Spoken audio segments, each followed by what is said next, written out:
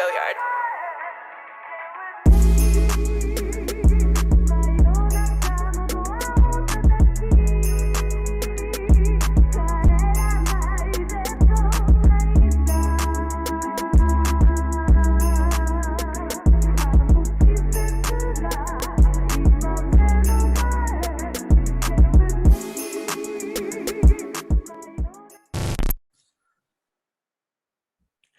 Hello and welcome back to the CFCTALK podcast. I'm your host, Mohammad Soleja, as always joined with Amart and Alex. Back from the Southampton game. It's been a few days, 2 days since Alex and we went. Great atmosphere, great game to watch. I mean, it's a bit disappointing that we had to go to penalties for the second time in the Carabao Cup, but Kepa, once again, the savior for Chelsea.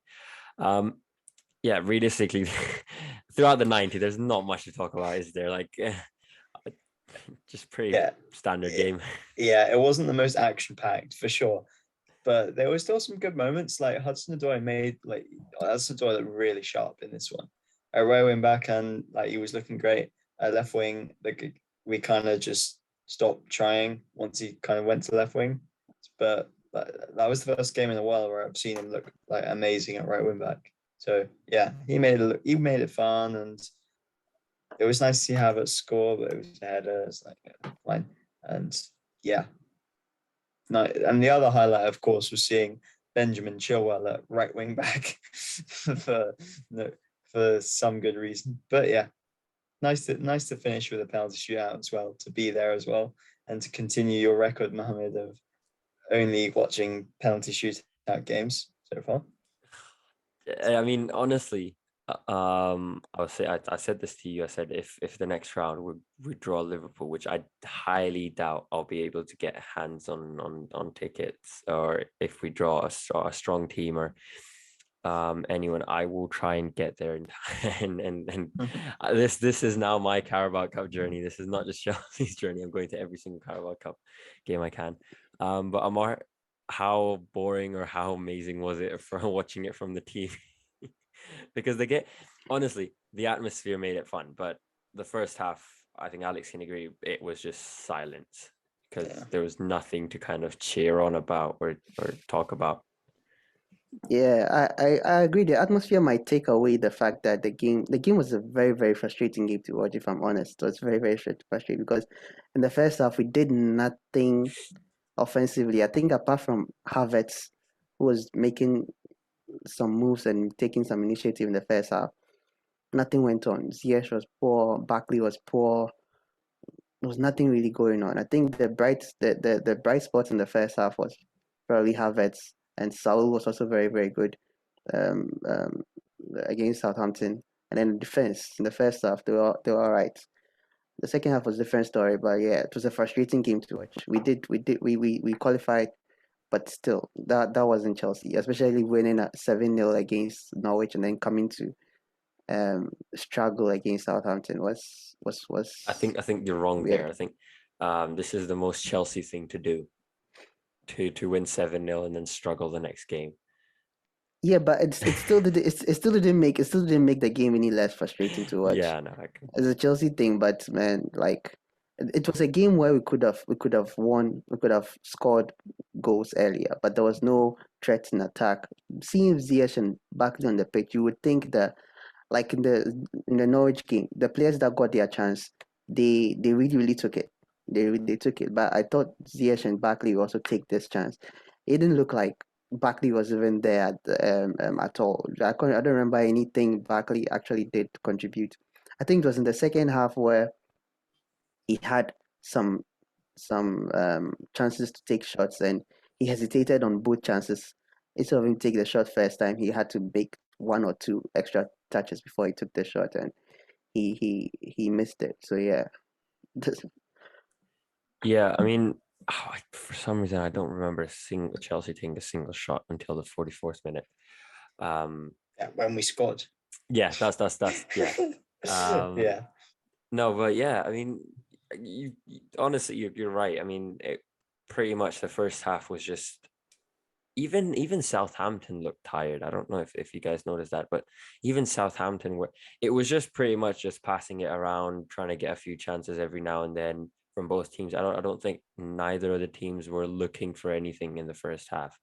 Or it wasn't like Southampton were dominating and we were struggling, because really see, and even with Saul, I thought he grew into the game. I thought he played way better second half than the first half, like Amart said, in my opinion. Yeah, sorry, was that Saul? Yeah, Or... yeah, I was just trying to move the conversation to Saul, Yeah, but fair enough. yeah. He kind of like his game was kind of, I didn't like, he did the things you don't really notice. He made some good tackles. He had a couple of shots. He had a couple of shots that could have gone in, but at the end of the day, it's Southampton in the cup, and he needs to string. Hopefully, he can string a couple more of these performances together when he gets a chance. But we're not going to have that many. That like our next games are against. I mean, I guess there's a couple of easy games, I think, in the league still. I can't remember what our fixture list is like, to be honest. But there's no easy cup games for a while until the next round of this. So his chances are going to be few and far between until then. But it was good to see from him. Kovacic as well wasn't bad, but it seemed like we just looked like between Ziyech and a couple of others, we just couldn't string the ball. Like because Havertz's movement I thought was pretty good in this game. Like he was for considering he had to play up top, and he's not extremely fast, but he's not extremely strong either. He had to be really clever with his movements, and he did all right. But between Ziyech, Kovacic, and the non-existent Barkley, we just couldn't really find him. So yeah, I'm saying Ross Barkley. I don't remember. I remember him warming up. I remember pointing to his head just to see. Oh yeah, that's Ross Barkley. Seeing when he was warming up, and then I didn't see him for the rest of the game. I genuinely don't remember anything he did. Yeah, no, yeah. did we? He was playing on the left, so the side that we were sat on in the first half, and once or twice just saw him on the ball, pretty much. Realistically, this I mean, you could just come on this podcast and be like, Southampton was a pretty boring game for 5-3 or whatever, 5-4, whatever it was on penalties. Goodbye, Kep. I guess, yeah, good. I mean, realistically, the only positive was Kepa, but only after he conceded that first goal that he realized. And Chalobah, to be fair. Oh yeah, Chalobah was great. Like he mopped up absolutely everything, and he was covering for Sarr's mistakes. I guess mistakes, and positioning. He was all. I mean, it's difficult to make yourself look good. Like you got to be really good to look good when when Alonso isn't really helping you defensively. I say that he did make the most tackles on the pitch, so I'm full of rubbish. But yeah, Sarr's he didn't really. Yeah, he made quite a few mistakes. So, and it's annoying because it was quite surprising to see how he played really well. What was it against in the Premier League? Brentford, yeah. And whereas the Carabao Cup, he kind of struggled. I don't know if it's I can't remember who else started against Brentford, but maybe because of the other players, maybe because of positioning. It could be Alonso, like compared to against Brent, or not to blame Alonso too much, but just like it's different from having Chilwell next to you. He had Chilwell next to him when he was playing Brentford, so you have a bit more cover in that respect. And they were attacking a lot down their right hand side, and our left hand side. So yeah, it's just more. He needs more chances like this. I mean, it's annoying that he's not on loan, to be honest, because I guess he's kind of there to, like, we need another centre back and we lost Zuma, so we need someone who's going to be happy with the minutes in the cup for now. But yeah, that's just trying to talk about this game in terms of the larger things, because the game was a bit dead. But yeah, better to talk about, I think, some of the players in terms of the long term, I guess. Yeah. Or we just forget about this and move on to Newcastle. Yeah. I think we can talk about some of them a bit more, like with Kepa especially. In the beginning, like we all saw Kepa there, and we expected that Kepa would be there. and we had confidence in him. But just that mistake was like you could remember the Kepa of like 2 seasons ago making mistakes like that.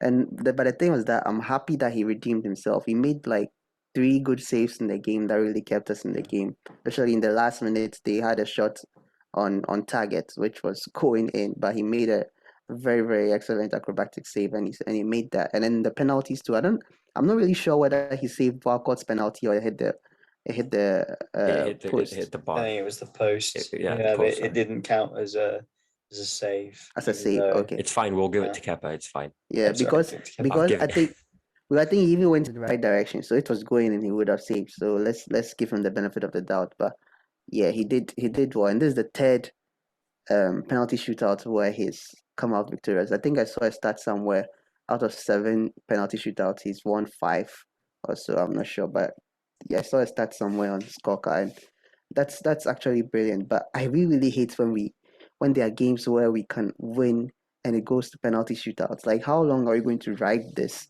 um lack of winning penalty shootouts? There was a time in Chelsea's history where we were losing penalty shootouts. The luck wasn't there. Even Kepa was there, but we're still losing. So it's it's it's Here, weird how nowadays we're just comfortable with the penalties. Like, it just seemed like we're just comfortable because in the end, seeing Chilwell come on to play on the right wing back, it just seemed like Tuchel was comfortable with like going to penalties because he was confident that we'll win or Kepa would do something. I don't know, but Yeah. we should try and kill games than take it to an penalties. interesting. We kill the games in the penalty shootout, man. That's how we do it with Kepa. But it's risky. It's risky. It's a risky Let's thing. since pretty much that's all the game was. If we do go to, let's say, the final, it's a penalty shootout against Liverpool or Tottenham, Kepa or Mendy. Yeah, That's Kepa. Kepa. It's gotta be Kepa, man. Like penalty shoot. Like everybody knows Mendy's weakness is penalties. Yeah. That's Mendy's weakness. Like, we played against Tottenham penalties, and he went wrong every time. He chose the wrong direction every time. And definitely he can improve. He can learn a lot from Kepa. Kepa can learn a lot from him. So he can definitely improve. But for now, Kepa is on such a good row. Such a good run that you can't really count him out when it comes to penalties. And I'm sure every time we're going to a penalty shootout, we'll see that substitution that Tuchel made against he made in the Super Cup. We'll see that often. If whether Mendy starts or not, anytime I'm going to penalty shootout, Kepa will come on. Yeah, I mean, how have the time changed? How has the time changed? From him refusing to come off from a penalty take to us sitting here and saying he needs to be there for the penalty shootout. But yeah, Chalobah, good performance. Riza Balaga, Kepa, great performance. I'm just reading it off the Who Scored website because Yeah, pretty it's much too late. those two. They don't need like times Yeah. to write home anything about. But Yeah. it's good to see though, because it's like Chalobah is really proving that he belongs at the top level and he could easily slot in if like for our big games. And he has done, but I mean, Yeah. I think most of the time in our huge games, it's always been Christensen or Thiago Silva, and that's been Rudiger. But Chalobah's slowly, or he's proving now that Yeah. he can easily slot in at right centre back, and so it's fine there. The I think shame this. is, sorry. No, go ahead. The No, I shame was is just going to say the shame is that he doesn't appear to be being used at left centre back, which is the one place where we don't have good enough depth. Like, you wouldn't want to play Sarr against Man City, for example. So yeah, it's just the one part of the pitch where we don't have a amazing replacement. Yeah, I was just saying that I think this is the first time I've seen him play without the big boys, like next to the big boys, like next to Christensen, Thiago Silva, Rudiger. He seemed like the one in control in this game, and he really delivered. Because Sa was a little bit off on that day, and James is also not really that experienced to play in centre back. We know where his best position is, so it's it's it's it was very very nice to see him like take control over that um, um, 3 back um, lineup, and he did very well. He did very well. He He made crucial tackles. There were some. I think without him, we would have we've considered more goals, and he did very, very well. He stopped a lot of the attacks, and even getting the end of the game where it seemed like they were piling pressure on us, um, he was still very, very calm and collected. And somebody made like um somebody said something about him being calm and collected, and it just reminds me anytime he's under pressure and he's the only one there. It just reminds me of Thiago Silva for some reason. Like the way Thiago Silva handles the ball with some level of coolness and calmness whenever he's under pressure. Chalobah behaves exactly like that, and I don't doubt that he's learning it from Thiago Silva. Yeah, honestly, I think having the senior players like Aspi and Thiago Silva, as much as people say, oh, they're getting old and old, they're aging like fine wine. And what people don't understand is players like Sar, Chalobah, Christensen, who are still learning, are this is like, you know, you've got two, I would say, two of the greatest defenders in football. As far as we go for Aspi and then Thiago Silva. I was waiting for a nod because I was like, oh, Yeah, I don't might worry, get you're it. right. Keep going, Yeah, keep going. I know, I You're know, right. I know. Probably we're also thinking about adding Rudiger, but like Rudiger he's also very, very good. But I don't think the level that Aspi and Thiago Silva are, like in terms of like experience, just experience in dealing with strikers. I don't think Rudiger has that, but Rudiger is a very, very good player, and Rudiger is learning from them as well as he's teaching players as well. Yeah, so this is like the perfect time to kind of use the experience that these guys have. Even though there's like I mean, we were talking about this over lunch the other day, and we said you've got to give a contract to both Rudiger and Christensen. You can't let them go. They're at the top of their form. If they're asking for more money, that's perfectly fine. I mean, realistically, Chelsea's defense should be worth more than Chelsea's attack right now in terms of what the performances have been like in in this season. I mean, Norwich was an exception. That was like 7 goals, but other than that, pretty much we've been winning 1-0 or by 1 or 2 goals. Yeah. Sorry. Sorry, go on. Yeah, I'm just saying that you say it's perfectly fine, but I don't think it's as easy as that. I know, because I know the other players are going to demand for more and all that kind of stuff. But realistically, right now, Christensen gets paid. He's one of the least paid players at Chelsea. Yeah, that's right. Rudiger as well, or maybe he's like mid tier. I reckon Rudiger's like mid tier because he was signed in 2018. 2017, sorry. I had this somewhere. Let me bring it up. I had their so you can go ahead, Alex. I'll just look for their salary.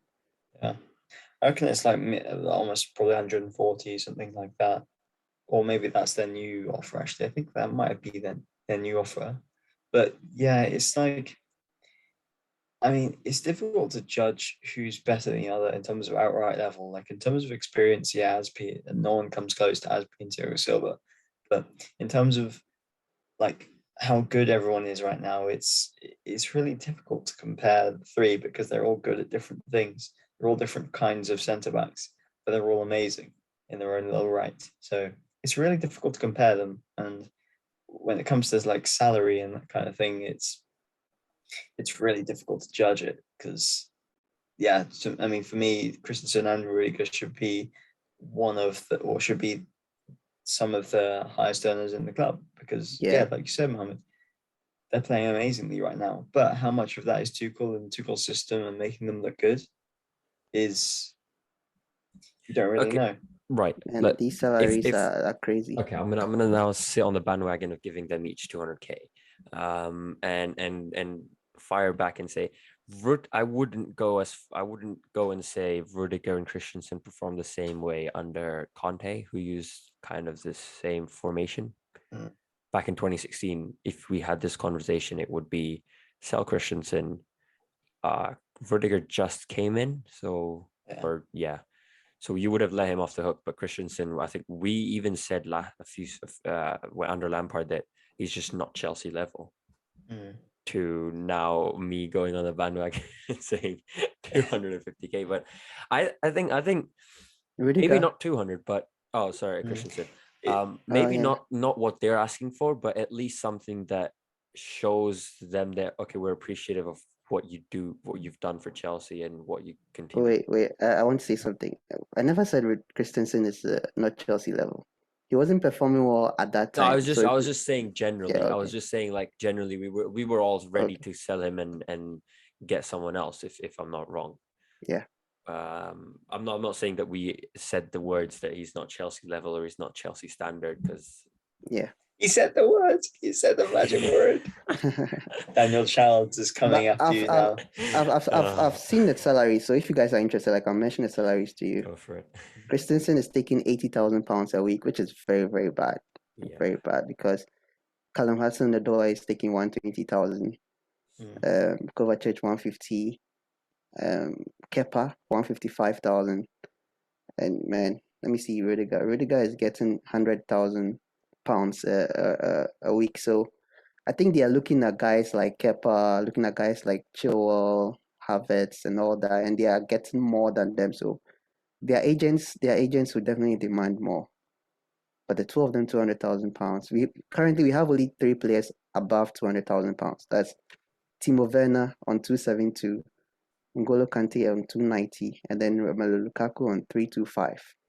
So it's I don't know. Yeah, it's very weird to compare absolute numbers with salaries because there's always things like bonuses and things, and there's also the legitimacy of the actual sources because the way I see it, everyone claims every single journalist will claim a Yeah, different number for exactly, every single person. So exactly. all it is just paying them what they want, I think, really, or paying them close to what they want, because at the end of the day, they are the best defenders. And if we don't re-sign them, then we're gonna have to spend 80 million on Kunde, who can't even play, who doesn't even play as a specialist centre Watch back. out. He doesn't. He doesn't. I know. I was just yeah. saying. I was just saying. He's Watch good. out. I'm saying he's great, of Yeah. course. Like, bro, it's clear to see he's an amazing young defender, but he doesn't fix anything immediately for us. Exactly. And at the same time, I think apparently De Ligt's been underperforming as well. That's kind of why they want to get rid of him right now, was because he's taking up a huge wage for them for Juventus. Yet he's not really performing that well. So, I mean, but then there's the argument Tuchel could probably make them look as good as Christensen and Rudiger. we want to really try it out when we've got two defenders who are already proven. Yeah, Tuchel can make everybody work for him. He couldn't make Tammy work for him. He couldn't make Giroud work for him. They left. So Emerson couldn't work for him. He made Giroud work for him in his time. Have you seen Giroud's recent interview? I think he did with Sky Sports or something. Just because he benched him for, it's not about making him work. Is he just flat out? He scored the hat trick against Sevilla. The thing was Giroud was already good before he came. Giroud wasn't bad. Giroud was still performing. Giroud scored 4 goals against Sevilla and Lampard. Yeah. So Giroud was good before Tuchel came. It's just that Tuchel didn't use him. So it's not like Tuchel made him better. He just didn't use him. I mean, did we really need? He didn't make any of our. Tell me an attacker that he has made better. Werner. He's made Werner better. Yeah. He's made Werner better. Werner himself says that he didn't really perform well under Lampard. Timo Werner scored under No, Tuchel. but that's the thing with Werner. You can't really talk about Werner and talk about his goals contribution, because when he's on the pitch, once he's on the pitch now, that's not what you expect from him. Like, you're right. So if you're going to judge Werner on goals, then he's been very, very, very poor. But on everything else, his runs, his assists, and all that, he's pretty good. This is my excuse is age. My excuse is age. Giroud's too old to learn new things. So what about Tammy? What Twitter debate looks like in person. Yeah. No, this is nothing compared to football Twitter. I'm not slamming my laptop on the ground yet. Yeah, it's nothing. It's nothing compared to Twitter. Yeah, but yeah, let's move on. Yeah, no, I mean, yeah. Alex knows it. He's close. He's about to smash his laptop and go to bed. The going to the bed part is right.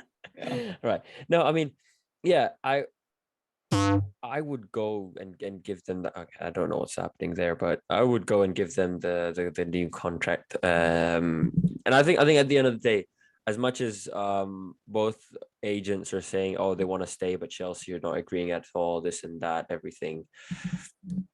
It's all just antics. There's still 5 months to the transfer window to even open. So unless Newcastle are coming in with 100 million for both of them, I don't think Chelsea are going to be selling anytime soon.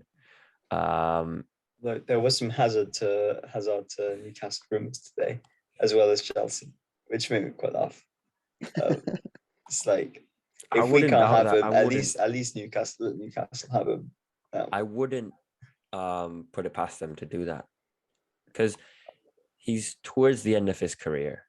And realistically, they're not going to be able to sign Mbappe or a big star until they prove that, okay, we're going to be a top 4 team now, a regular top 4 Champions League team. So Hazard could be going there, but in terms of Newcastle, we've got them tomorrow when you guys are watching this podcast. New manager, we know the luck. We know the luck, and it's away from home, so that doesn't help as well. So every single thing is stacked against Chelsea. Have they appointed a new manager yet, or is it still the No, interim manager? they're still using an interim Okay. manager, I think. Okay. I mean, Barcelona sacked their manager, and before that's moving crazy. on, Man City is out of the cup, so this time we at least have a new winner. It's not going to go to City again. We have a chance. Yeah, and we don't have to go to when. Oh, sorry. I was just saying, Tottenham fans are thinking that it's their year and just laugh it off. Yeah, I was saying to you on the match, no more get to the final, inshallah, and inshallah cup. We're getting to the final and winning this time. Because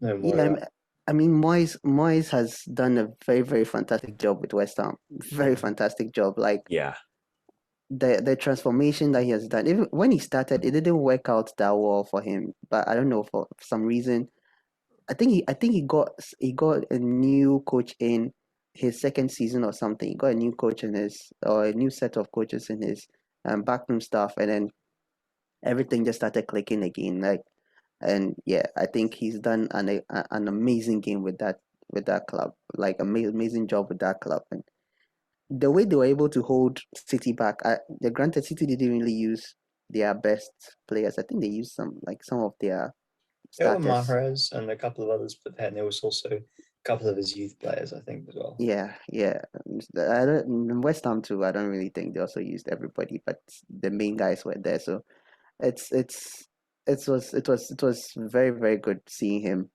them beat City, and yeah, City missed one penalty, and that was that. Yeah. I was gonna say something about West Ham. Yeah, West Ham. I can't remember. A Czech businessman wanted to invest. He's the owner of another club, but he can't get an ownership. But he was trying to get a stake at West Ham, which is quite interesting because Newcastle's just happened. If this goes through, which they think is going to be announced by mid-November, and they'll have like 20-30 million to spend in January. The Premier League's truly backing on. We've got Ronaldo, we've got Lukaku, we've got some of the greatest talents in youngsters. We are going to see Lewandowski go to Newcastle and see Neymar go to West Ham. I was kind of ruined my joke there. But I was going to say we've got some of the greatest young talents in Mason Mount and Phil Foden, and then we've got Emil Smith Rowe as well. But that was so funny. I think Chalobah commented on Mount's Instagram saying, "Oh, that like something about some kind of comparison." So it's like, I think he wrote something like, "And we took it seriously" or something like that, and we took it. I think Mohammed said in the last recording also. Yeah, it was just under it just ... and he took it personally, which is a Michael Jordan meme. Yeah. Newcastle. Anything to talk about there? we have a bad record. Let's not do that. Let's hire Lampard back just for this game. He always does well. He always did well there. So yeah. I mean, it's I was gonna say if we lose, it's fine, but realistically, not. Fine. No. Look at the table. Yeah. Yeah. Tell us that losing is fine because it's really. Yeah, we've I got to mean, go and get a win. with how the table is so like closely packed at the top there, anybody who slips up is going to 7th, 8th. So you really have to do I mean, something. who would have thought week 10 and you know we could be talking about Brighton finishing above Spurs and Man United and you know Arsenal. Yeah, They're somehow doing really well. Yeah, it's pretty crazy. But I mean, it's still, I think, early days. You can't really look at the table and think and make form a decisive opinion on it. I think until about a third of the way through. So once we get to maths is failing me now. I'm going to guess at 15 games. Actually, yeah, 15, 16 games. Once we get that, and if Brighton is still there, because I think Brighton still have some tricky fixtures coming up. So we see on that one. But yeah, though I think now that Chelsea's fixture list is coming back into my head now after looking at the table, and we play all three of the relegation teams, or the three teams that are 18th, 19th, 20th. Or we just played Norwich, and I think we have Newcastle and then Burnley. So yeah, this is the time to just capitalize on things, give some distance between. I mean, the only other big game this weekend, I think, is United Spurs. So not really getting any distance on anyone, but a draw would be perfect, and that would just kind of Yeah. rule out both teams from the title. I would say they're already ruled out. just to. I mean, Just to yeah, be sure. it's Tottenham. I forgot about, and then all is at the wheel, anyways. And seems like Man United never want to sack Ole at all. But one more thing that I wanted to kind of talk about, since it's a pretty. Let's be honest. There's not much to say about Newcastle. There's not much to say about Southampton. Might as well have some of these debates and cause some drama here. But Lampard at Chelsea, Ole at Man United, Arteta at Arsenal. Pirlo at Juventus. Huh? Yeah, Pirlo. Yeah, Pirlo at Juventus. yeah. Xavi now, at Barcelona. yeah, I was gonna say, yeah, that's what is it with clubs and now going to legends who have immense experience in playing football, who are club legends, and Arteta might be a bit of a problem, but who's the real winner here? Let's be honest. Let's get straight to the point. Who's the real winner except Chelsea? Because realistically, it's Chelsea, but Chelsea is the win. No one else is the winner. I saw a tweet the other day, and it was like, if Ole gets sacked now, Arteta wins the managerial debate because he's won the FA Cup and he's still at Arsenal. And I was like, you're ninth, and on the weekly Sky Sports debate, you get laughed at on a weekly basis. So if that's what you call a win, the real winner is Steve Bruce, who's now going to go and work for Barcelona. Odds on that happening, to be honest. Overpay him, and it was that there was a betting thing about the odds for the next Man United manager, and 19-1 was Ronaldo. Cristiano Ronaldo.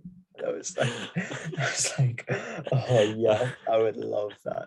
People say money is the death of football. It's just employing all ex-players.